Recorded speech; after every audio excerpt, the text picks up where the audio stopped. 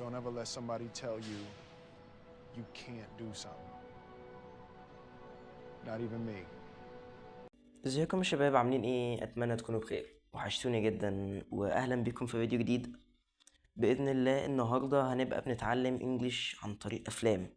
ايوه زي ما سمعت كده، افلام. لو حبيت الفكره دي يا ريت تقولي في الكومنتس عشان اعمل لكم سلسله منها كامله، بحيث انها تكون ممتعه وفي نفس الوقت سهله لليرنينج الانجليش. هي زي learning English by chunks بالظبط.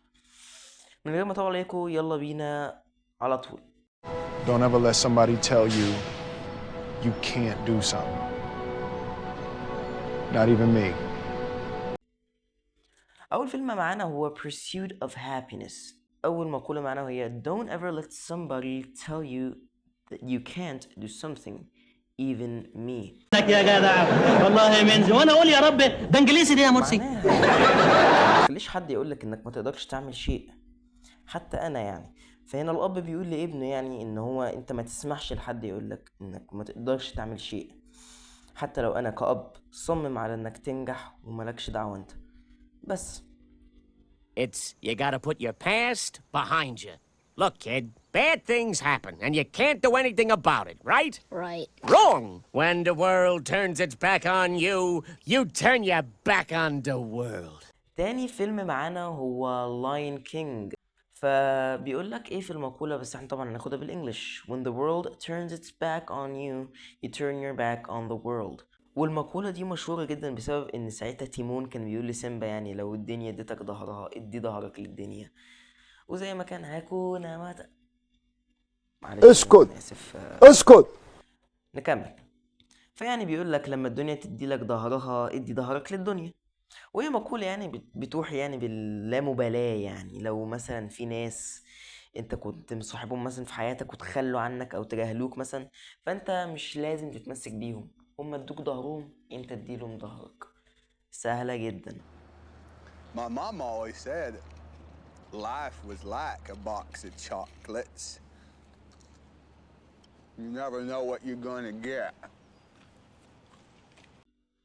طيب تالت فيلم معانا هو فورست جامب. الصراحة أنا مش من مشاهدين الفيلم ده، لكن هو شكله فيلم كويس. معرفش بقى الصراحة، ممكن تكتشف انت. لكن في مقولة عجبتني فيه جدا وهو بيقولك ايه: Life was like a box of chocolates. You never know what you're gonna get. بيقولك يعني ان الحياة عاملة زي علبة الشوكولاتة. انت ما تعرفش ايه اللي ممكن يحصل او ممكن تاخد ايه اصلا، يعني فاهم؟ فهو يعني معنى مجازي بيشبه الحياة بالمفاجآت يعني، فانت ما تعرفش ايه اللي ممكن تاخده او ايه اللي ممكن يحصل لك. فاحسن حاجة تبقى واخد حذرك في كل الكلام ده وتبقى فاكر ان ربنا شايفك 24 ساعة. ها؟ Why can't you come roaring in and save us like last time? Things never happen the same way twice, dear one.